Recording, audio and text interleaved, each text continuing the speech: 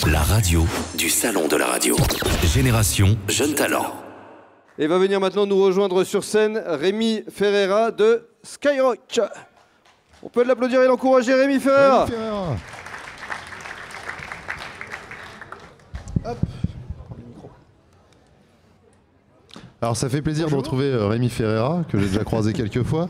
Rémi Ferreira qui travaille aujourd'hui à Skyrock, mais qui a fait pas mal de choses, je crois qu'il est passé par RMC. Enfin, on va te laisser te présenter. Oui, donc je m'appelle Rémi Ferreira, bonjour à tous.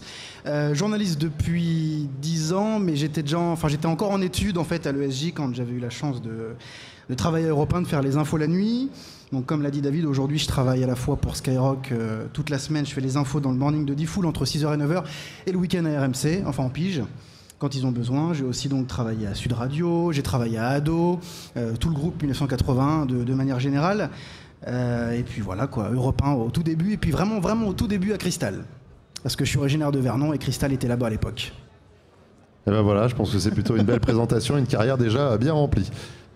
T'es prêt? Bah oui. C'est bon, je vous demande de l'applaudir. Rémi Ferreira de Skyrock dans la catégorie journaliste, notre deuxième candidat de ce soir de ce concours des jeunes talents, catégorie journaliste. Le flash tout de suite, Rémi Ferreira. Bonjour David, bonjour à tous. La suite des auditions dans l'enquête sur un soupçon d'emploi fictif pour Pénélope Fillon.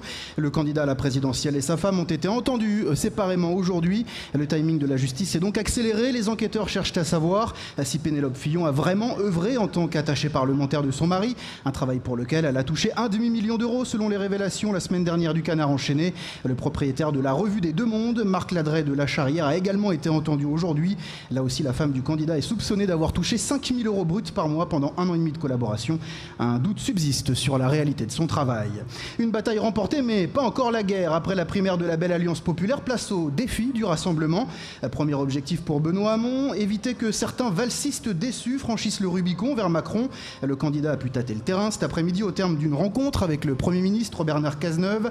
Un rendez-vous dans les prochains jours avec François Hollande a été convenu hier soir au téléphone. Un entretien est également prévu demain avec le candidat écologiste Yannick Jadot.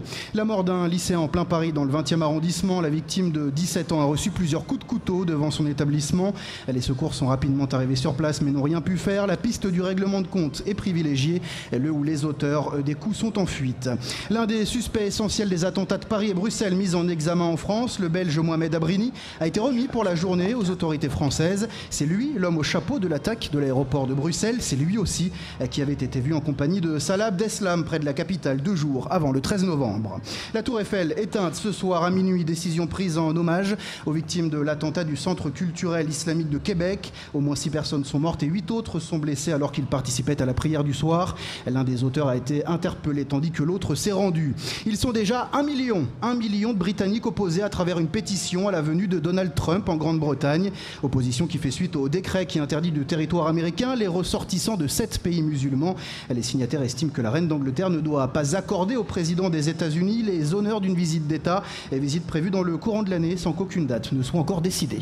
Les experts en revanche ont eu le droit aux honneurs, Rémi. Oui, les honneurs présidentiels pour une équipe de France 6 fois championne du monde. Après une courte nuit de fête, les experts ont été reçus ce soir à l'Elysée par François Hollande, le président qui a déjà salué la victoire des Bleus sur Twitter hier soir. Inutile de rappeler le score sans appel contre la Norvège, 33-26, près de 9 millions de personnes ont suivi le match à la télévision. L'épilogue de la 22e journée de Ligue 2, Reims se déplace sur la pelouse du Red Star. Les Rémois en cas de succès remonteraient à la 2e place du classement, juste derrière Brest. Coup d'envoi à 20h45. La météo pour demain. Et on garde le parapluie à portée de main au nord de la Loire. Le soleil s'invitera en revanche des Pyrénées à la Grande Bleue.